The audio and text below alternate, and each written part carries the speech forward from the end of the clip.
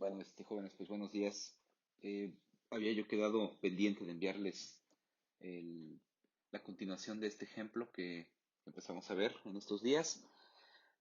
Y bueno, en este momento pues nada más voy a ir resolviendo algunos de los incisos para que lo tengan ustedes ahí como una prueba, como un ejemplo de cómo se deben de trabajar ese tipo de ejercicios.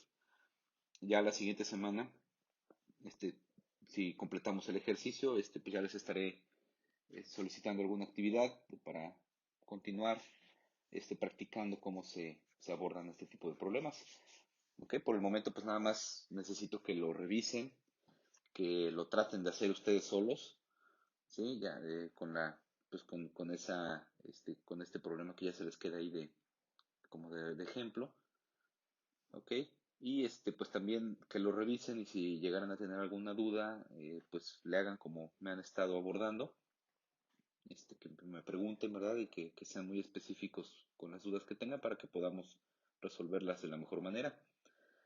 ¿Ok? Bueno, lo primero que tienen que hacer, digamos, es recordar que este ejercicio lo hicimos antes de salir pues, de este asunto, ¿no? Antes de entrar a esto de la cuarentena. En este caso, el ejercicio lo tengo aquí en las diapositivas, que son las que en un momento les voy a mandar, ya que vayamos avanzando y terminando este tema. ¿Sí? Es el ejercicio uno, es el primer problema que hicimos donde nos pedían calcular pues una regulación de voltaje. El objetivo de este problema era practicar en el cálculo de los parámetros internos del alternador, que es la resistencia de armadura, la reactancia síncrona y la impedancia síncrona. ¿Ok? Ya con base en un valor de carga, nos pedían calcular una regulación de voltaje, que en este caso pues yo les comentaba que la regulación de voltaje se tiene que calcular al 100% de carga. No tiene caso calcular a un menor nivel de carga porque necesitamos saber cómo varía el voltaje en terminales del alternador cuando está en vacío y cuando pasa a una condición de carga plena. ¿Ok? En cambio, cuando vamos a hacer cálculos de eficiencia, ahí sí es importante saber cómo cambia la eficiencia del alternador basándonos en los cambios también de carga. Con eso podemos determinar una tendencia, ¿sí? Y bueno, en este caso estimar o poder proyectar si el alternador está en un determinado valor de carga, pues podemos nosotros estimar cuál sería la eficiencia en ese momento del alternador y pues se toman decisiones, ¿verdad? Si conviene tenerlo operando en ese valor de carga o de plano sale de operación el alternador, ¿sí? Muchos alternadores cuando el nivel de carga es bajo, salen de operación y sobrecargan otros alternadores que están conectados en un mismo sistema. Esto para que el alternador que tiene una carga baja, que está tomando bajo nivel de carga, pues no opera en un valor de baja eficiencia. ¿Ok? Esto es una operación muy común de los sistemas eléctricos y también hay alternadores pues que en lugar de operar como respaldo de potencia eléctrica, lo que hacen es respaldar pero potencia reactiva, o sea, funcionan como compensadores dinámicos, ¿sí? Sale, pues vamos a ir viendo qué fue la información que tenemos de este problema. Yo por aquí tengo el apunte que en aquella ocasión les compartí. Eh, Pueden revisar ustedes, lo único que nos interesa de este problema, del problema que hicimos en clases, serían los valores de RA, XS y ZS. ¿Sale pues? Bueno, entonces dice, el problema es pues, el alternador trifásico de 100 kVA, 1100 volts, voltaje en terminales, ¿ok? 60 Hz, se prueba de acuerdo con los procedimientos de cortocircuito y circuito abierto para determinar su regulación de voltaje bajo distintas condiciones de carga. Dice, los datos obtenidos de dichas pruebas se muestran en la siguiente tabla, ¿ok? Es exactamente la misma información del problema anterior. De aquí, pues ustedes saben, podemos conocer todo dependiendo del tipo de conexión que tiene el alternador. Y bueno, se ve bastante grande, ¿verdad? Pero en realidad es muy sencilla el abordarlo y el resolverlo, ¿no? Lo vamos a ir viendo. Ya, finalmente dice, el alternador se prueba como motor síncrono en vacío a su voltaje nominal de línea para determinar las pérdidas rotacionales. El video anterior les comentaba que las pérdidas rotacionales en un alternador es un procedimiento que me indica que debo de hacer operar el alternador como motor síncrono. ¿Y cómo hago eso? Pues desconecto el eje del generador de su primo motor y lo que hago es a las terminales del generador, las terminales de salida del generador, ahí voy a aplicarle yo potencia eléctrica, exactamente al mismo valor de voltaje. Y entonces lo que hacemos es medir cuánta corriente y qué potencia consume el alternador funcionando como motor cuando se encuentra en vacío. Esa potencia va a ser constante. Recuerden otra vez, lo comento porque la velocidad del alternador no puede variar. Si varía, tenemos alteraciones en la frecuencia eléctrica y eso ya sabemos que es una condición indeseada para el sistema eléctrico. ¿Sí? Eso sí es muy peligroso tener cambios en la frecuencia. Entonces todos los alternadores que operan en un sistema eléctrico están bien protegidos contra cambios de frecuencia. Incluso hay algunos que tienen interruptores centrífugos que están controlados electrónicamente para en cuanto haya un cambio en la velocidad, por la fuerza centrífuga se puede activar este interruptor y sale de operación el alternador. Sí, y hay muchos cambios cuando hay una alteración en la velocidad, pues se alteran otros parámetros como la corriente de campo, como el mismo campo magnético. Entonces se miden varias variables de manera que se puede tener la condición de que estamos presentando un incremento en la velocidad y el alternador tendría que salir de operación. Bueno, seguimos con esto. Ya entendimos por qué se prueba como motor el alternador y nos dicen que la corriente de armadura sin carga es de 8 amperes. O sea, el alternador cuando funciona como motor sin carga consume 8 amperes. ¿Ok? Y la entrada de potencia a la armadura, ¿ok? Voltaje por corriente fue de 6 kilowatts. ¿De acuerdo? Dice, del alternador se obtiene un voltaje a circuito abierto igual a 1350 volts y con una excitación de CD de 18 amperes a 125 volts. ¿Sale? Y bueno, dice, suponiendo que la pérdida en el núcleo de la excitación no cambia cuando pasa de vacío a plena carga, calcular, inciso A, pérdida rotacional de la máquina síncrona, inciso B, la pérdida en el cobre del circuito de excitación, ¿sí? Del circuito de campo, al que le aplicamos corriente directa, ¿verdad? O también llamado devanado inductor. Inciso C, las pérdidas fijas a velocidad constante. Inciso D, las pérdidas eléctricas en el cobre de la armadura. A, un cuarto, medio, tres cuartos y carga nominal. Inciso E, la eficiencia a las cargas del punto D considerando factor de potencia de 90%. Y bueno, perdón, hasta ahí le vamos a parar. Vamos a calcular nada más hasta el inciso E, esperando que me dé tiempo en no se alargue mucho el problema, sino hasta donde lleguemos y ahí le continúo, no hay problema. Pero el inciso F y G particularmente no los voy a realizar en este video porque tengo que explicarles de otra manera cómo se calcula la máxima eficiencia de un alternador. Para los que ya llevaron transformadores o ya llevaron sistemas eléctricos de CD, seguramente recordarán cómo se calcula la máxima eficiencia. En realidad no es tanto problema de hacerlo, pero sí quiero dedicarle más tiempo a que les explique un poquito más a fondo cómo es que se hace esta, este cálculo. ¿De acuerdo? Sale, pues entonces vamos a empezar con el inciso A. Yo por aquí traigo mi libretita. Sale, inciso A. Me piden calcular la pérdida rotacional, ¿sale? De la máquina síncrona. Bueno, este ya se bajó. ¿Qué necesito para la pérdida rotacional? Me voy a regresar aquí a este diagrama que lo vimos también en la clase pasada, el video pasado. Y dice que la pérdida rotacional es igual a raíz de 3 BA IA coseno de teta menos 3 IA cuadrada RA. A ver, la voy a copiar, ¿sale? Es igual a raíz de 3 BA IA coseno de teta menos 3IA cuadrada por RA. Sale, es una fórmula un poquito extensa, ¿no? Sale. Bueno, voy a quitar esta raya, no me sirve ahorita. Ok. la clase pasada, el video pasado les comentaba que el valor de BA y de IA correspondían al voltaje aplicado en terminales de la prueba del alternador funcionando como motor, y el valor de IA representa cuánta corriente consume en vacío la máquina cuando se hace trabajar como motor. ¿Sale? Entonces, del problema podemos ver que, de acuerdo a la información que me dan, ¿sí? El valor de la corriente en vacío, dice la corriente de armadura sin carga es de 8 amperes, que es esta que está por aquí. Sí, esta de aquí. ¿Vale? Bueno, no la dejo ver así, ¿verdad? Vamos a regresar. Aquí está. ¿De acuerdo? Está mejor, a ver qué es esto. No, están muy feos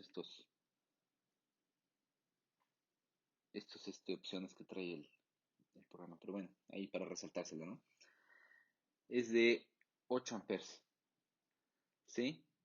Entonces, aquí en el ejercicio, bueno, pues vamos a poner que IA es igual a 8 amperes. ¿Sale? Bueno, solo que aquí hay una situación. Miren, todo esto de acá, raíz de 3b y a coseno de teta, parece una potencia activa, ¿no? O potencia real. ¿Sale? Bueno, ¿a qué es igual esta potencia real? En el caso específico de la pérdida rotacional, esta parte que estoy ahí remarcando con rojo se llama potencia de entrada.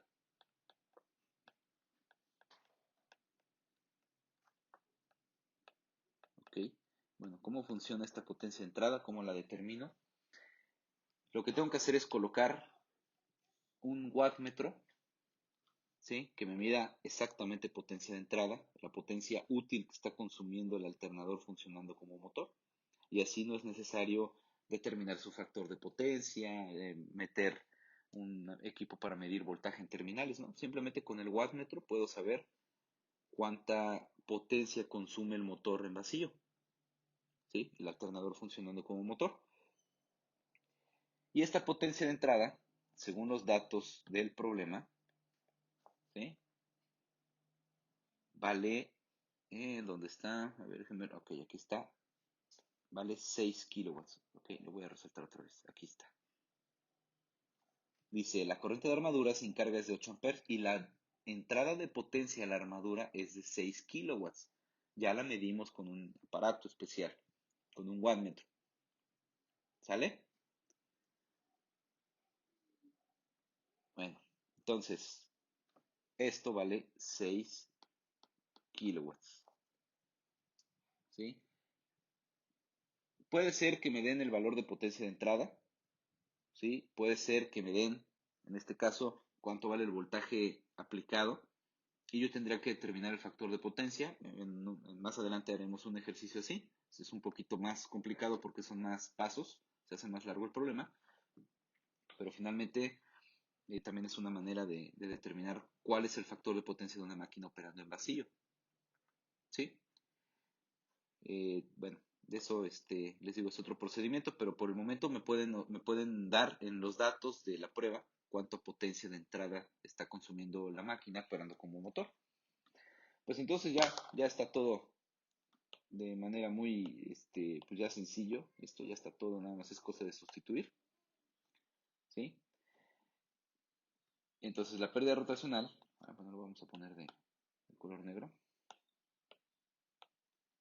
La pérdida rotacional va a ser igual a los 6 kilowatts, ¿sí? Menos 3 veces IA al cuadrado, que vale 8 amperes al cuadrado,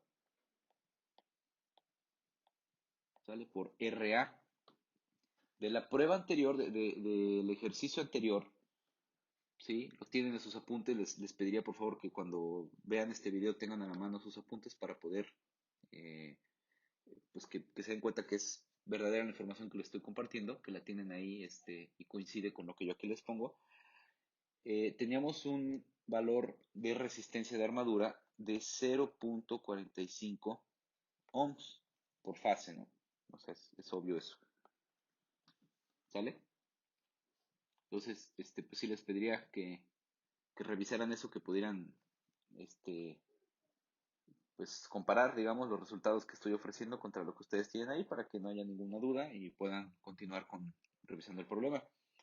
Bueno, pues esto es igual a 6000 menos, bueno, 64 por 3 por punto 45. Vamos a ver.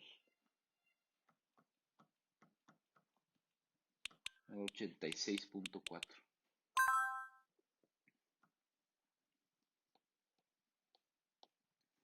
86.4. Esto es igual a 6000 menos 86.4. Ok, 5913.6. 5913.6 watts. Ok, y así de fácil ya tenemos la pérdida rotacional de este alternador. Bueno, fíjense cómo realmente la diferencia, o sea, el restarle esta componente de potencia provocada en el cobre, sí, por eso está ahí el punto 45, porque tiene que ver con la potencia de entrada, no nada más me está midiendo cuánta potencia consume el alternador en forma de motor, cuando funciona como motor para poder mover su rotor y en este caso representar pérdidas rotacionales. Esos 8 amperes entran a la armadura, y entonces es una corriente que pasa por un devanado, produce una I cuadrada R, produce un efecto Joule. Entonces, pero ese efecto Joule se va a medir más adelante en una prueba con carga. ¿De acuerdo? Entonces, si yo lo considero aquí, si lo dejo, lo estoy sumando dos veces, ¿no? O sea, lo estoy tomando doble. El que me da la prueba como para calcular la pérdida rotacional y también cuando hago, en este caso, el cálculo de la potencia que se pierde en los devanados de la armadura, específicamente ya esa prueba, que es incluso un inciso de este problema. ¿Sale?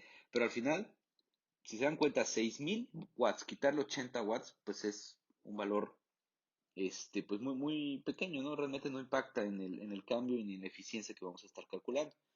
Así que, bueno, si tenemos los datos, es importante calcular exactamente el valor de la pérdida rotacional, pero si no los tengo y tengo que estar calculando cuánto vale el factor de potencia, cuánto vale el voltaje aplicado y demás, pues realmente no impacta y lo podríamos dejar únicamente como los 6000 watts, por ejemplo, aquí en este ejercicio. ¿Sí? Pero bueno, lo vamos a ir haciendo. Ahorita el chiste es que lo tengan ahí como un antecedente, ¿no? Para poder estudiar. Sale. Ya tengo el inciso A. Eh, Vamos a ver qué dice el inciso B. Ok, inciso B. Dice, la pérdida en el cobre del circuito de excitación. ¿Sale? Vamos a ver qué tenemos, qué información tenemos del circuito de excitación. ¿Sí? Dice, del alternador se obtiene un voltaje a circuito abierto igual a 1350 volts con una excitación, ¿verdad? Ahí está la clave, con una excitación en CD de 18 amperes a 125 volts. ¿Vale? Bueno, ya de ahí me da otra información. Fíjense, al devanado inductor se le aplica un voltaje de 125 volts en corriente directa y el devanado absorbe 18 amperes. Y esto hace que se produzca el campo magnético nominal de la máquina que pueda operar como alternador. ¿De acuerdo? Entonces, bueno, para calcular pérdidas en el cobre del circuito de excitación, le voy a poner aquí pérdidas, le voy a poner PF, ¿sí? Que significa pérdidas en el circuito de campo, field, en inglés, ¿no? Ok, esto en realidad tendría que ser igual, al hablar de cobre, hablamos de un efecto Joule y tendría que ser un IF al cuadrada por RF, ¿sí? Donde RF debería de representar la resistencia que tiene el devanado inductor e IF debería de representar cuánta corriente directa se le proporcionó al devanado inductor. Sin embargo, no conozco el valor de la resistencia del devanado de campo. ¿Okay? En ninguna prueba lo calculamos, al menos no en las que hemos visto aquí en este curso. ¿Sí? Pero ¿qué sí conozco? ¿Ok? Es lo mismo. Sí conozco el voltaje de campo aplicado y sí conozco la corriente de campo aplicada. Entonces puedo saber cuánta potencia calorífica, cuánta potencia activa está disipando el devanado inductor. ¿Sí? Bueno, pues los datos ya los tengo. Según esto, son 18 amperes y 125 volts. Esto lo vamos a ir borrando porque si no se queda ahí todo rayoneado. Oh, gracias aquí. 18 amperes. Son 125 volts que damos por los 18 amperes. Ok, esto es corriente directa, pero la absorbe el devanado inductor y la disipa. O sea, al final es una pérdida que se está generando en mi alternador. Ok, 125 por 18. Eso me da 2250 watts.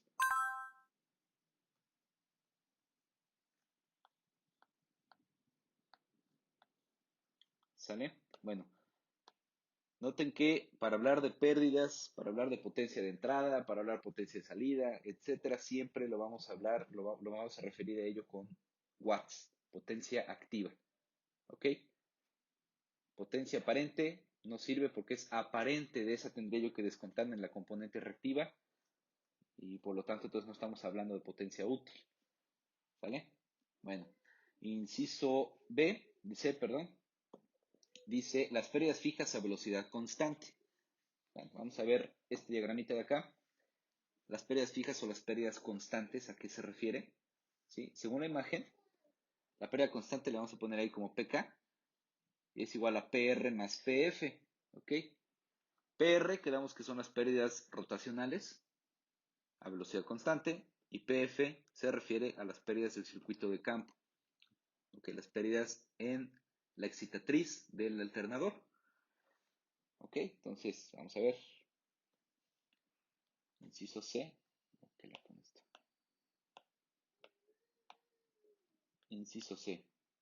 PK, la K siempre se refiere a constantes, hasta en cálculo integral también, ¿verdad? Una K es igual a PF, bueno, lo vamos a poner en orden, PR, como lo hemos ido calculando, más PF. ¿Sí? Estas pérdidas no varían, aunque tengamos variación de carga. Por eso son fijas o constantes. PR más PF. PR es igual a 5913.6 watts más PF vale 2250 watts.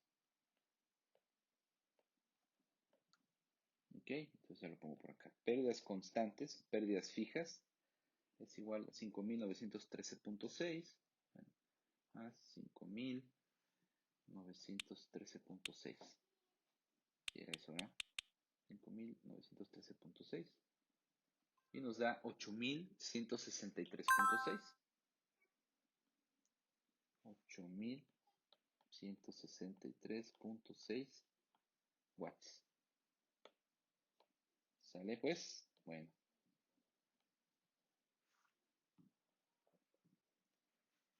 Ok, continuamos entonces. Inciso D.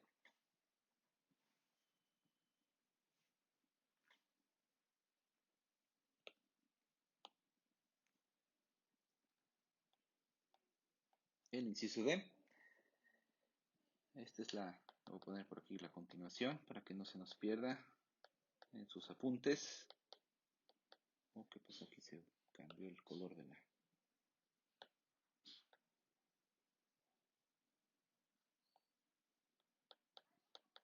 Ok, el inciso D, según este problema, dice el D, las pérdidas eléctricas en el cobre de la armadura a un cuarto, medio, tres cuartos y carga nominal. ¿Sale pues? Bueno, estas pérdidas eléctricas en el cobre de la armadura, dice a carga nominal, nosotros lo podemos calcular fácilmente. Vamos a ver. Las pérdidas en el cobre de la armadura, esto ya es en función de la carga, ¿ok? En función de la carga. Aquí sí ya, si cambia la carga, obviamente va a cambiar el valor de la potencia de pérdida en ese valor, en esa parte del alternador. Sale pues, como lo vimos la vez pasada, varía en función del cuadrado de la corriente y su tendencia es una exponencial. ¿Sale pues? Bueno, entonces Las pérdidas en el cobre van a ser igual a 3IA cuadrada RA. Aquí hago una aclaración y que lo tengan bien presente, por favor. En este inciso, en esta parte, IA, ¿sí? Es la corriente de carga, ¿sale? Y aquí atrás, IA, esta de acá, era la corriente de la prueba del alternador trabajando como motor. No es la misma corriente, ¿ok? Aquí no vamos a poner 8 amperes. Esta IA de carga la vamos a tener que calcular, ¿sí? Y bueno, ¿cuál es la única referencia que tengo? Pues puedo conocer el valor de IA a plena carga. ¿Sale pues? Bueno, ¿cómo la vamos a calcular? Esa IA nominal. Bueno, pues tenemos que el alternador tiene, son 100 kVA,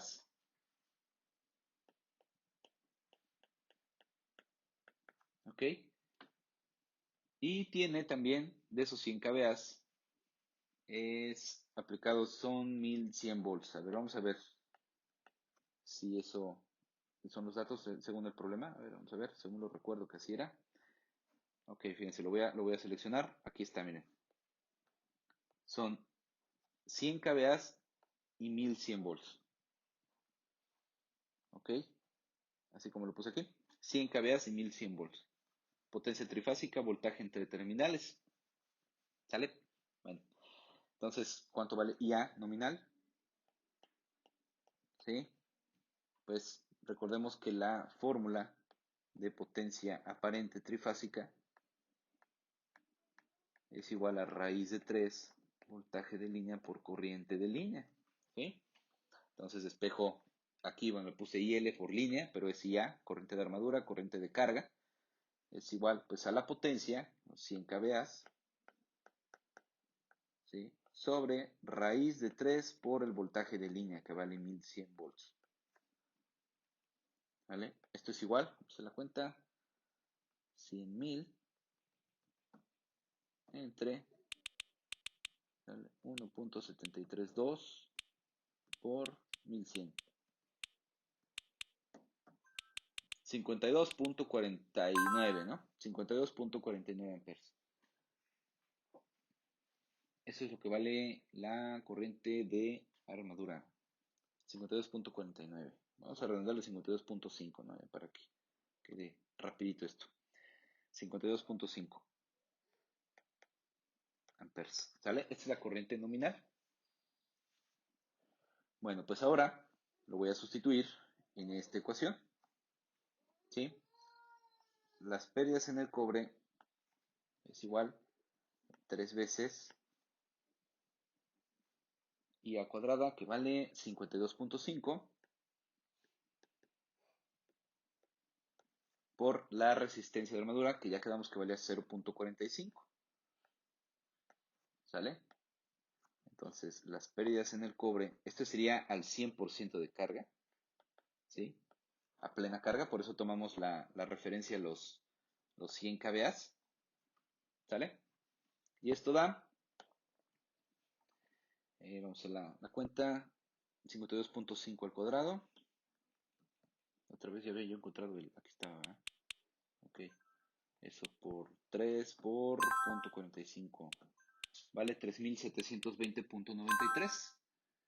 ¿Sí? 3720.93. 20.93. Estos son watts, ¿sale? Bueno, estos son a plena carga, ¿sí? ¿Qué tendría yo que hacer, por ejemplo, para un cuarto de carga? ¿Sí? Bueno, aquí le voy a poner 100%. Ok, quiero el 25% de carga, ¿no? Bueno, pues lo que tendría que hacer es, pues, dividir la corriente entre 4, ¿no? Es igual 3, pues 52.5 entre 4 al cuadrado por 0.45, ¿sí?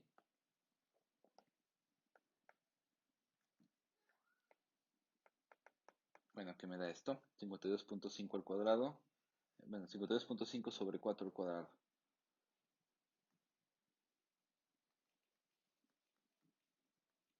52.5, ok, entre 4 esto al cuadrado. Sale por 3 por punto 45, ¿verdad? Sale 232.55. 232.55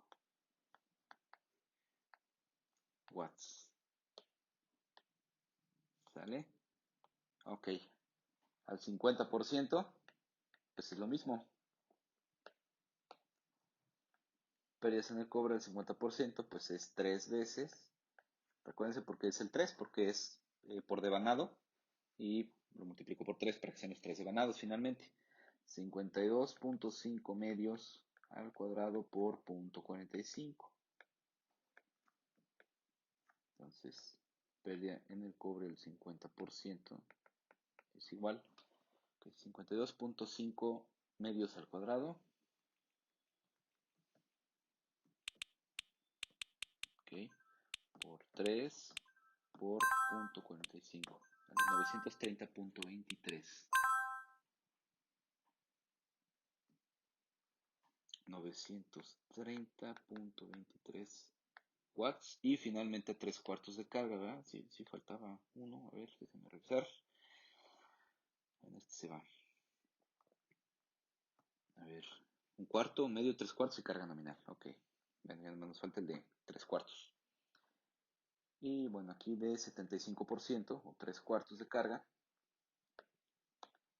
tenemos que pérdidas en el cobre es igual, otra vez, 3 por, aquí sería 52.5 por punto 75, ¿verdad? Al cuadrado por, o multiplicado por 2 tercios, como quieran, sobre punto 45, por punto 45, ¿vale? Entonces, aquí tenemos pérdida en el cobre al 75% de carga, es igual, 52.5 por punto 75, 52.5 por punto 75, ¿ok? Esto es al cuadrado, ¿ok? Por 3 por punto 45, ¿verdad? 2093.02, ok, 2093.02,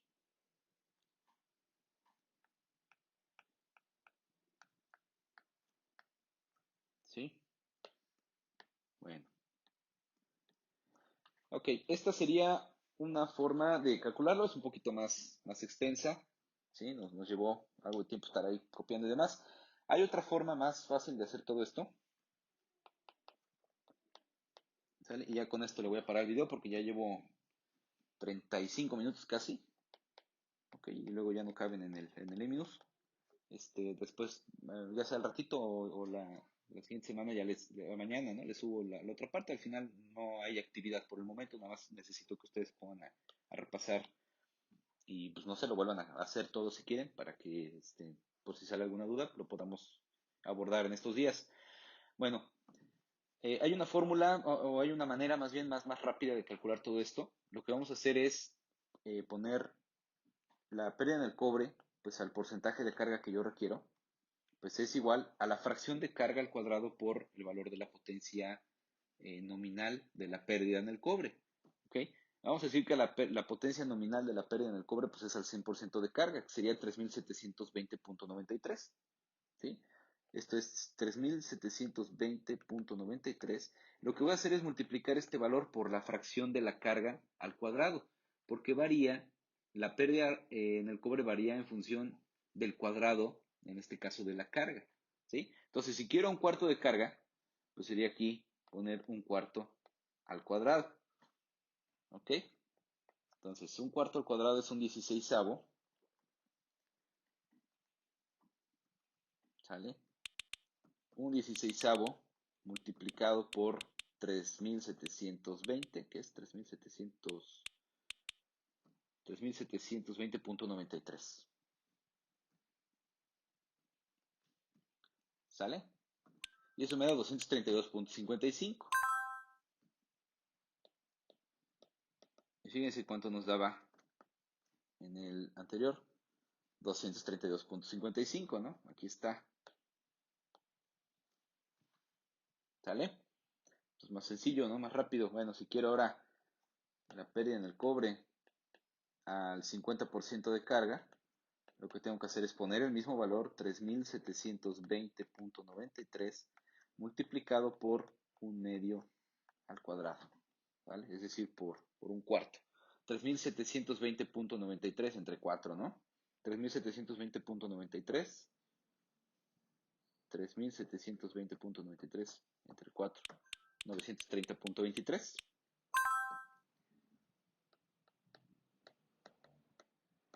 ¿Ok? Y coincide con este 930.23 que tengo por acá. ¿Sí? Y finalmente el 75%.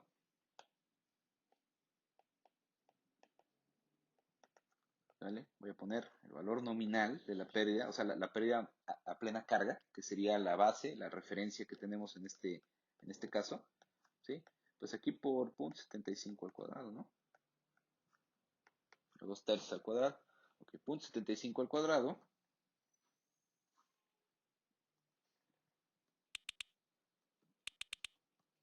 Uy, aquí se me fue. 0.75 al cuadrado. Eso por 3720. ¿Qué era? 3720.93.